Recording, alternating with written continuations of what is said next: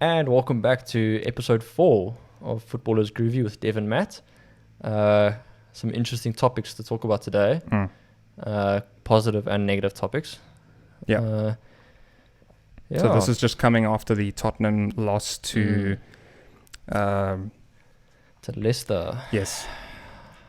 So we just watched this game, and there's a few things that we're going to dissect in this game, but I think first we're just going to cover some of the things that happened yesterday, because today's Sunday, Matchday 14. And so there's some pretty big games. Some good games yesterday. Three notable results of the 4. Probably obviously the first one being Liverpool the drumming, just smashing, actually training game, destroying. having fun. Crystal Palace. I think it was Jordan Henderson posted a picture on Instagram saying the lads had a goal of the season competition. So I think that kind of sums up the attitude of that game. Yeah. I think, look, everyone knew Crystal Palace they were gonna struggle to get a result against Liverpool, but I think to have a rugby score against you like that, I think that's always going to be tough to take. I think especially after Palace have come off a good result against Tottenham before, or 2 weeks before. So I think for that... Yeah, it's weird. I mean, if I would have put my money on it, I wouldn't have said that Liverpool would beat them. Okay, obviously not 7-0, but I think even 3-0 would have been far-fetched. 3-0 would have been a very comfortable win for them. But 7 is... No, I mean, it's like... It's kind of a mockery at professional football level, 100%. to be honest. And Liverpool were away. That game was at Sellers Park. Yes. So biggest away win in 136 years. Oh. So that just tells you something. But I mean, I thought Crystal Palace would at least score a goal. I thought we might see a 2-1, 3-1. I didn't think... maybe even a draw. I wouldn't have been surprised based on how they played against Tottenham. I thought that I think could have been a draw. I think if it was kind of 1-0, 2-0, even 3-0, you still got something to fight for. Yeah. But Liverpool closed that game out so quickly. Yeah, no. You just lose all motivation to want to come back and to even try and score. I think also against that Liverpool side on its own, to come back from whether it's 1 goal down, 2 goals down, 3 goals down, let alone... But it's weird because when I was watching the initial period, the first 2 goals of the game felt like that Liverpool had just managed to they were really scrappy goals. They just managed to get in the box and take a shot, and it just happened to go in. They were good shots, and it just, even the commentators saying, this doesn't feel like a 2-0 game because Palace actually were playing fairly decently. So, and it just kind of continued from that. And I think the fact that they got 7 goals from 8 shots tells you that this wasn't a game where they took 30 shots and managed to get a couple goals. That this was a clinical, just ruthless performance of an execution to the highest level. Yeah. Well, it's like we were saying when we were critiquing the Tottenham-Liverpool game last weekend. It's about taking your chances. Liverpool took their chances. 7 out of 8 shots went in. And it's about taking the shot. Because even Henderson's goal, I mean, he didn't have to shoot there, but he was running, and it just made like the most sense based on how the pass came from Alexander-Arnold. So it made sense to take the shot, but that was a good example of like he didn't need to, but he did, and it paid off. So that's the thing, you're not going to score if you don't take the shot. Exactly. So it's just a really good shot, and all of those felt like that. Salah's last goal was just unbelievable. And that was also a scenario where he didn't need to shoot. But again, if you have the talent like that and you can score, just take shots. That's what this game, to me, kind of taught the rest of the teams. Take shots. Yeah. And that was what the Brighton game today looked like, because Brighton just drew against Sheffield, and it was probably one of the worst games I've seen all season. And you could hear the fans just really shouting at the players, shoot, because they have the ball on each side of the box, and they're passing it. Sheffield's a man down, and they're passing it around the box the whole time. Not actually doing anything. Not doing anything. Yeah. Take a shot, even if it if it deflects off someone, if the keeper catches it, that's fine. But take a shot and just hopefully it could go in or anything can happen. But nothing's going to happen if you're just passing it around. It's really frustrating to watch football like that. So fans are getting quite impatient. Understandably so, as well, because I mean that's what you want to see. You want to see shots being taken at goal and goals being scored. So if that's not happening, you can understand people getting frustrated. Yeah. But I think moving on to the next game, the Manchester City Southampton game. I think City will be very happy with that. Yeah. That win. Yeah. I think the way Southampton have been playing, it was slim. Yeah. It was very slim. Yeah. Southampton had a lot of good chances at the second half. Yeah. They could very easily have drawn or even nicked the win. Yeah, and it's kind of unlucky because they had such a good game against Man U, such a good game against City now. They've had some unlucky losses that show that they are a good side, just not getting the results to show for it. Yeah, I mean, they could have beaten Arsenal last weekend, but they managed to somehow throw that away. Yeah. But look, I think they'll be proud of how they played. I think to go up against a team like City haven't hit the heights of what they've hit in previous seasons, but I think still to be able to go against Manchester City, I mean, you've got Sterling, you've got De Bruyne, just the class of the players that they've got. To go up against them and to only concede one goal and to actually look like you might even have a chance in it yourself. Yeah. Yeah, I'd be happy. They're still in the top half of the table. True, but I mean, I guess you can only say that so many times. Like, we're really happy with how we played, but you got to win. But also remember, this is Southampton. Yeah. This is a team who are a selling club. They don't. So yes, they challenge, but they never challenge for the title. They push the big teams, but this is probably the best that they've played in a long time. Yeah. So I can agree with that. Yeah, so that was the City game, and then after that was Everton Arsenal. Yes. Which well, I'm becoming more of an anti-Arsenal supporter than a Tottenham supporter that these results have been going lately. Yeah, basically. So Everton wins 2-1, and it's kind of just adding on to the dismal performance of Arsenal in recent times. Well, this is basically what's happening at Arsenal 2.0. This is episode 2 of last week's video. You know, you see the stories and the reports of the players fighting with each other on and off the field. Yeah. And when you hear that kind of stuff, you know that something's not going on well in that camp. Yeah. The players aren't happy. Something's going on. David Luiz fighting with Mohamed Al-Neni.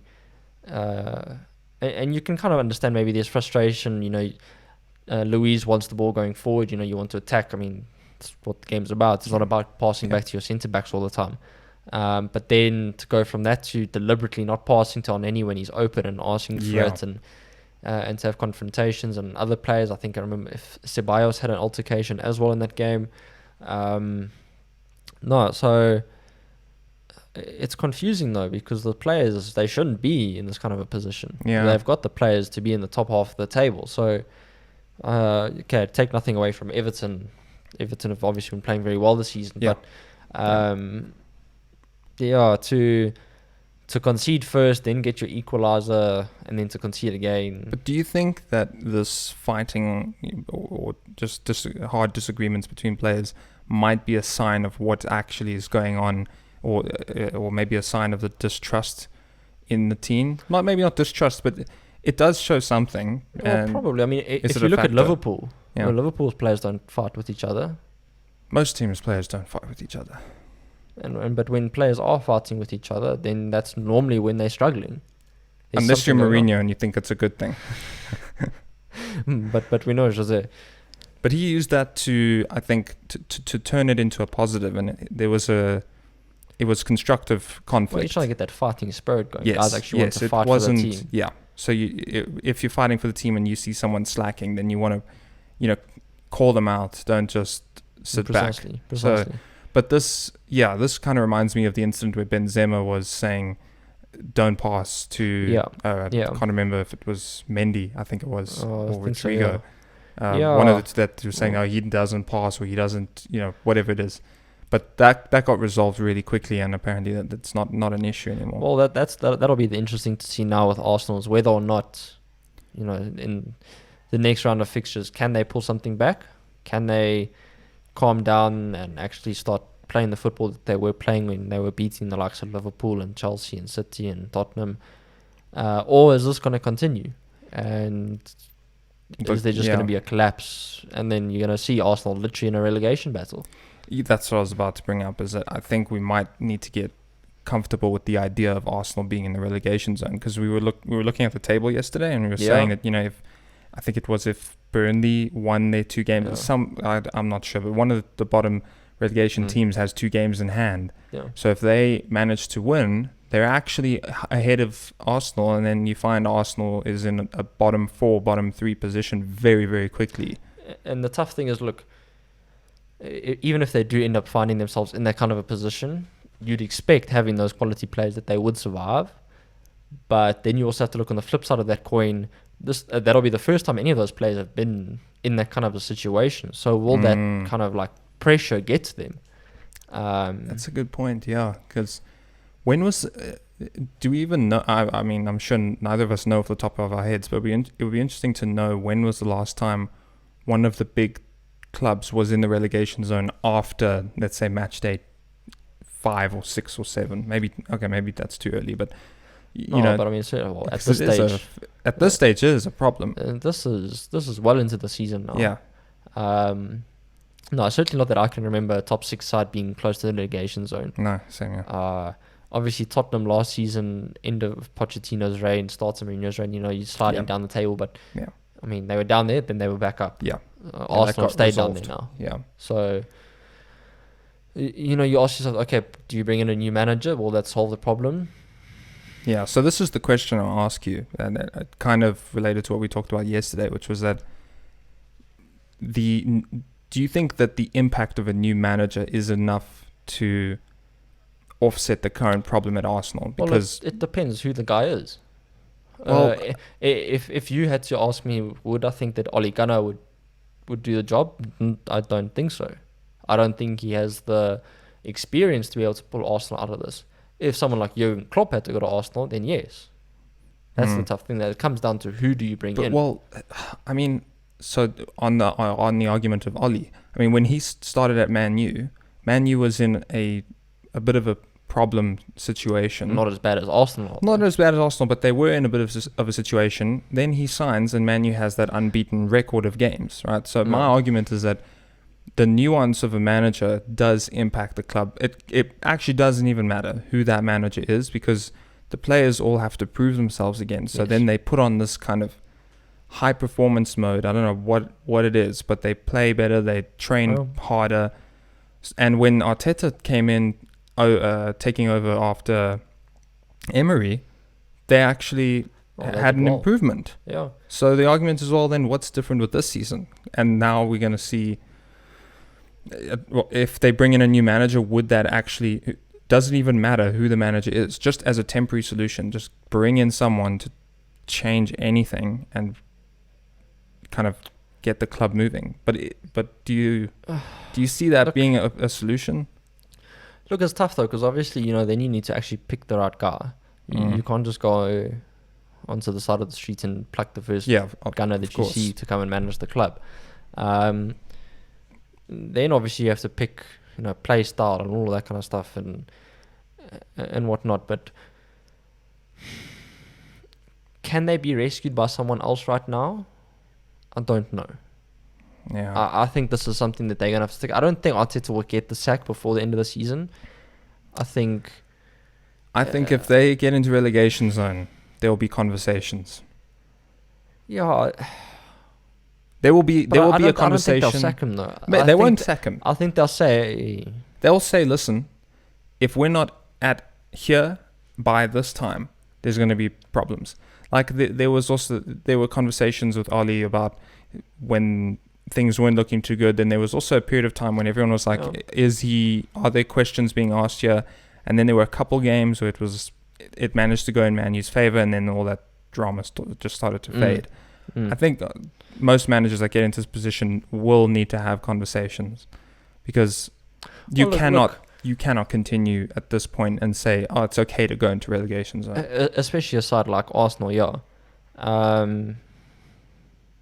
I don't know. I just think that the relationship that Arteta has with Arsenal will be, if it gets to that point, it'll kind of be a situation where either you keep us up or we get relegated, but either way, you're gone at the end of the season. Yeah. Unless there's a miracle turnaround. Unless they manage to pull it back now and finish in the top half of the table, which they very well could. There's still 2/3 of the season left. Yeah, true. This is one of the most prestigious clubs in English football as well. Yep. You can't forget that. Mm-hmm. And, when they've got Aubameyang in their side, you've got Lacazette, Ceballos, you've got guys who can create and score goals there. You just need to find that nick. Yeah. But, all right, so on to the match of the day that we just watched. Right, so it was not match of the day, son. I know you don't want to talk about it, but here we are. All right, so Tottenham lose 2-0 to Leicester at home after a weekend playing away at Liverpool and losing 2-1 and looking like a team that actually would contend for the title, looking like a serious threat to Liverpool. And now in this game, it's completely turned around. And, it doesn't look like they're a contender, in my opinion, based on this performance. Based on this performance, no. The way that they set up with Lo Celso and Ndombele playing like a 4-4-2 formation, it's just weird. I don't understand why. I get the desire to play with Lo Celso and Ndombele together in the midfield, but I don't know why you then sacrifice Bergwijn now. I understand he didn't have the best of games last weekend, missing what could have been a goal to either win or draw that match. But to now drop him and to now change formation against a team that I think you didn't have to change much. I think last season, I think it was the final day of the season last season when Leicester came to Tottenham, and Tottenham walked all over them. If you ask me, 3-1, 3-0, can't remember what it was. Leicester did to Tottenham what Tottenham has been doing to everyone this season. Leicester gave Tottenham the ball and just said play. Yeah. And basically did exactly that. They played on the counter. They scored one of the goals from Vardy, the second goal, on a counter. Goal, yes, it was an own goal, but it was still on the counter, and it was the exact same game plan. They basically defended the whole time. Tottenham had all the possession. Basically no chances that were created in the second half. Pretty much, basically Brendan Rodgers out Mourinho'd Mourinho. Exactly. He pulled a Mourinho. I think, look, if you break down, let's start with the second goal. Kind of on the counter attack, allowed to run into space, get the cross off. Good header by Vardy. You have really to good header for getting up and actually getting to the ball. Unfortunate how it bounced off Alderweireld in, but and then this is where it now ties into the first goal with the culprit for both goals in Serge Aurier.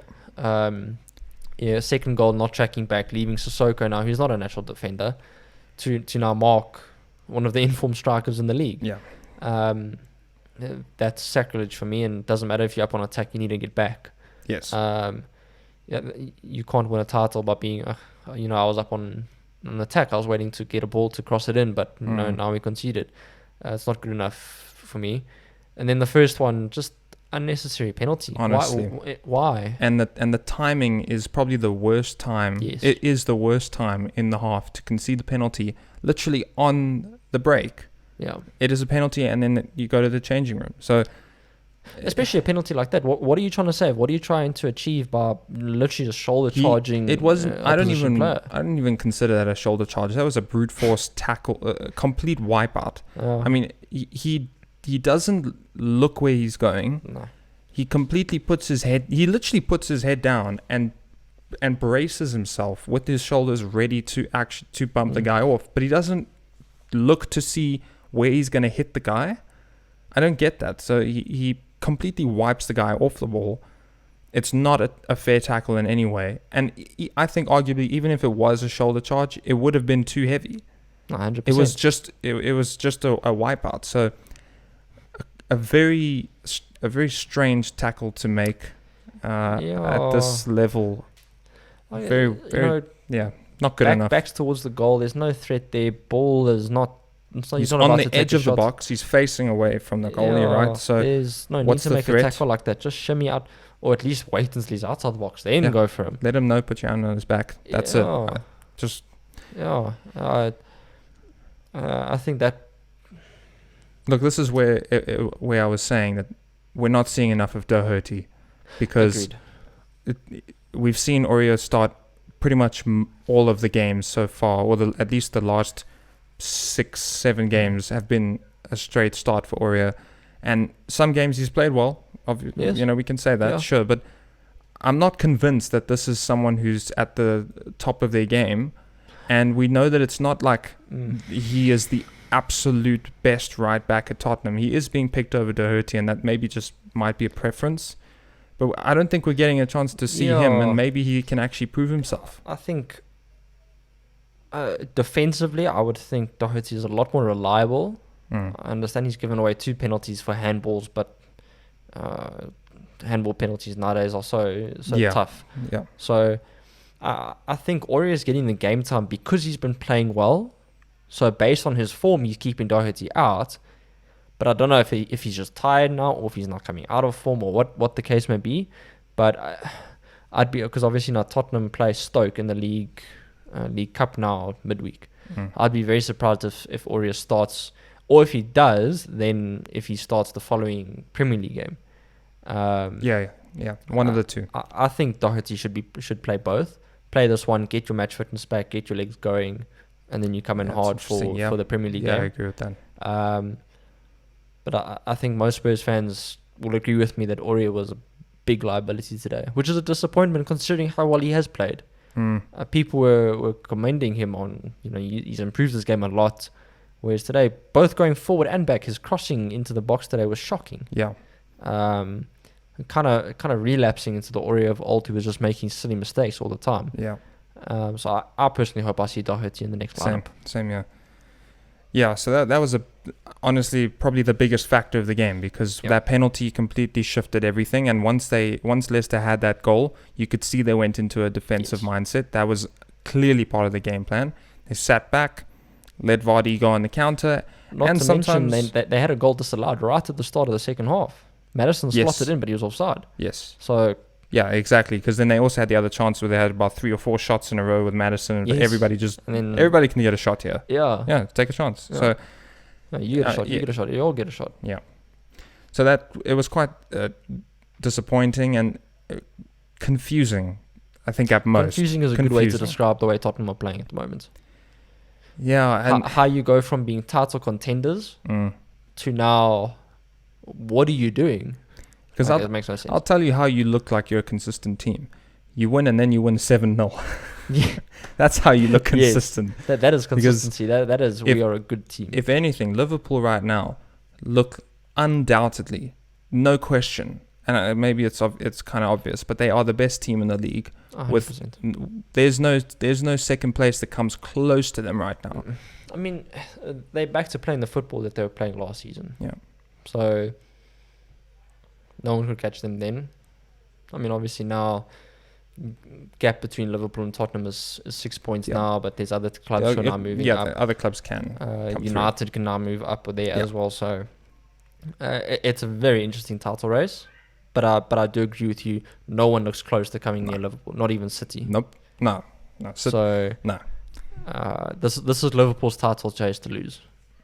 Yeah, pretty much. But I have the faith that I think we might see another runaway. To be honest, at this point, it looks like I don't think it'll be a runaway. Well, certainly not to the extent of last season. Will Liverpool dominate the league? I think so. It's going to take something special from the other teams, though, to make sure that it doesn't become a replay of last season.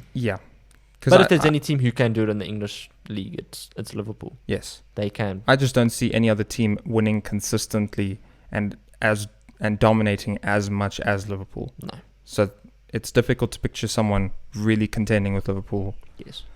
In that sense, but so that was the Tottenham game. Oh. Very disappointing, and we'd like to see them go back to the contending, exciting, the football that was working. Yeah, pretty much. Granted, Leicester's a good team, so I'm going to give them credit, and they played well. Team. This is not something that takes away from them.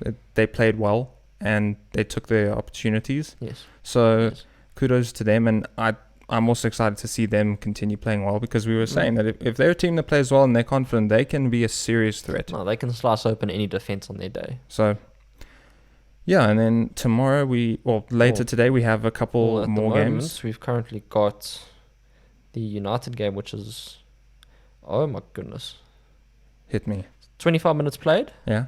3-0 to Man United. Scott McTominay, 2 goals, 2nd minute, 3rd minute, and then Bruno Fernandes in the 20th minute.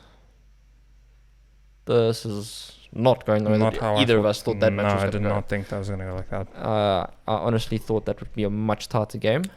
Obviously not watching, not too sure what's actually going on. Maybe Leicester Leeds are giving them the ball, but that's not what I was expecting. I thought that I was going almost a draw or a narrow United win. Yeah. Not 3-0 after 20 minutes. Based on how Leeds have been playing. I mean, they've been playing pretty well. Bamford's been scoring. Yeah. Okay, well. I mean, I'll take this. There's no fantasy league points for you if Bamford doesn't score, so I'm happy. Yeah, I just need Bamford to score. Bamford's not going to score today. We'll see. He's not going to score. No. Not today? Not today. Yeah, so Paul, that's one of the games that's currently going on right now. Then later we have is it the Chelsea game or before the Chelsea game? 2 matches tomorrow. Yes, that's tomorrow. I believe it's Burnley against Wolves. Okay. Wolves should put Burnley to that one, and then London derby, Chelsea against West Ham. That's an interesting one, because they're both top of the table, and it's, I mean, really getting some points now is so good. It'll be a big win for either side. Yeah. I think Chelsea will probably take it based purely on the players that they've got. Well, certainly on paper they should take it, but obviously being the Premier League, you never know what's actually going to happen. But I struggle to see West Ham comprehensively winning. I think if it is going to be a West Ham win, it'll be a 2-1, kind of like a late winner kind of thing like that. Yeah, it's tough to call. I think it could go either way, and it's really whoever just decides to come to the party, to be honest. Yeah, Chelsea obviously at home. No fans again now, with them going back into lockdown, with London being a hotspot. So I think Chelsea will take it. I think. Yeah. But what do I know about football? So then something else we wanted to bring up is the FIFA men's kind of stuff up during in the awards ceremony, or just the actual awards. So last week we talked about the 3 finalists for the FIFA men's award, and that being Ronaldo, Messi, and Lewandowski, and we were providing the case that Lewa should be the one who wins it, and he did, which is awesome. So it's good to see that he got something he deserves. And then they also announced the FIFA 11, Pro 11 or Team of the Year, and some of the decisions were just... Well, most of the decisions were good, but the one we want to talk about is... Yeah, there's the goalkeeper. I mean, Manuel Neuer gets Goalkeeper of the Year award, but then somehow doesn't make it into the Team of the Year. Yeah. And to me, I don't understand how that quite works. Yeah. I don't know what the criteria is for that, but to me it makes sense. If you're voted as the best goalkeeper in the year, you should be in the Team of the Year. Yeah, that makes sense, right? Because Lewandowski was there, and it wasn't Harry Kane or someone else who was in there. So that's your best forward. So I don't quite understand what went on over there. Same thing with the coach. Jurgen Klopp, by all means, certainly deserves the award. Yeah. But when you consider what Hansi Flick has done with Bayern Munich, he's won more titles than he's lost games. Yeah, no, it's an insane record, and it doesn't make sense. No. Frank, it just really doesn't make sense. So, it was talked a little bit about on social media, and I think everyone was just kind of looking at that like, okay, thanks FIFA, because it's difficult to understand how you stuff up something like that. Honestly, that's really what it comes down to, because it's like these are simple things, man. This is just who's the best person in this category. Okay, then they're probably in the Team of the Year. Like exactly. It's a one. If you get the one, you get the other. But yeah, so it's not something that's life changing, and it's not the end of the world. But it does. To me, it raises questions and kind of red flags as to the process of how these players get picked and whether these awards are true. and whether there's just not kind of behind the scenes motives and things that are playing out. Because it's tough though as well, because no doubt Alisson had a fantastic season. So yes, he deserves to be there. I just don't understand how it works when someone who gets goalkeeper of the year doesn't then get put into the team by someone who didn't get that award. That for me is what's actually going on behind the scenes with that. Yeah. Okay, well, yeah, so that was a very strange thing. And so I have now got a question for you. Let's have it. Shoot. Which is a player comparison. Oh, player comparison. And so I think the player comparisons are interesting between players that don't have necessarily good stats, but you know that their impact is felt. So who would you pick or argue is the best player between Firmino, right, and Sterling? Firmino and Sterling. Well, it's tough because obviously they play in slightly different roles. Yeah. So the thing with Firmino, he can play as a perfect false nine. He can really drop into the midfield, pick up a ball, and then release Mane or Salah, whoever it may be on the wing. Whereas obviously with Sterling, you've got the real goal-scoring threat, the finishing ability, the pace. So it's tough to compare. But if I had to pick between one of them that I had to have in a team, I think I'd go with Firmino. I think he's a lot more versatile. I think he offers a lot more. Obviously, now, like you said, if we're not looking at stats and purely based on the kind of impact that he has, I'd go with Firmino. I think he can control not only in the final third, but also in the midfield. He can actually almost play as like a number 10. Maybe doesn't have the creativity of your traditional number 10s like Bruno Fernandes or Kevin De Bruyne. But I think he would be my pick between those two. Yeah, I kind of agree. I think Firmino is probably the definition of an impact player that isn't defined by stats. Yeah. Especially, I think the one from last season where he hadn't scored a single home goal, and then he got one right in the last game of the season, which kind of proves the point that his impact is really felt, but he might not be the best stat. The question you have to ask is, why doesn't he get dropped in? If he's not impacting and his stats aren't showing it, why not drop him then? Yeah. But Klopp refuses to drop him because of the impact that he has. Yeah. And he also has good, well, this is a stat thing, but he actually does have very good goal scoring records against, like, I think it's City, that he traditionally has scored a lot of goals against City. He just, for some reason, that's a game that he likes to come out and score goals. He's certainly got big game temperament. Scored the winner against Tottenham. 100%. Came out of nowhere. 100%. And you could see how much it meant to him. I ran halfway across the pitch. Yeah. Literally did a victory lap. Yeah. So no, obviously he's missing out on not doing one last season for winning the title. Yeah. So him being a false nine, do you think, now just throwing one into the mix, and this is now really comparing the stats versus someone who doesn't have the stats, would you pick Firmino or Bruno Fernandes?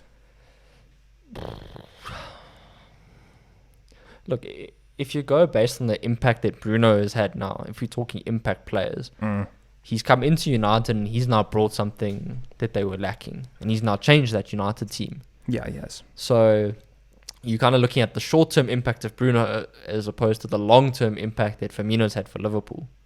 I mean, he's been one of the first names on the team sheet since he joined Liverpool.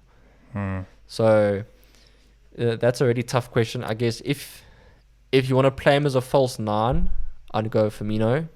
But if you want to play him as an out-and-out number 10, I'd go Bruno. So if you're building a futsal squad and you only have one attacker... Firmino, really? all the way. Okay, that's interesting. So I would put Bruno just because I think...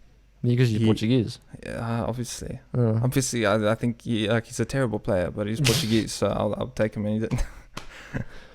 No, I think Bruno, just purely based on the numbers he's been able to put down in terms of scoring goals, that does say something. No, it does. It does. But yeah, it's interesting because Firmino does have this X factor element about him that you'd never know when something's going to happen. Well, that's the thing. And you don't know if his impact is going to be he makes a good tackle, which sets up a play. Yeah. Brilliant through ball, goal. Yeah.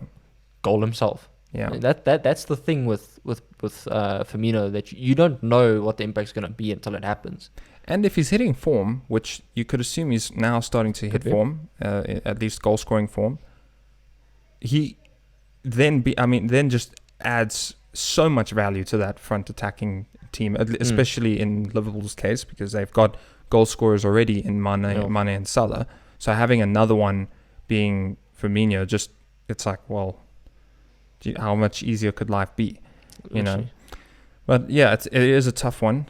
So I think Bruno will edge it on this one. I'll stick with Firmino. I'll stick with Bobby.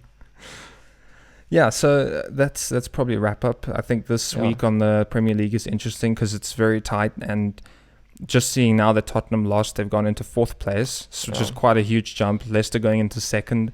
So there's a lot of switching going on now, and with Man U's games in hand, City's games in hand. I mean, it's really a tight top 8 right now. I think it's going to come down who can be the most consistent. I think that's what it's going to come down to. Yeah.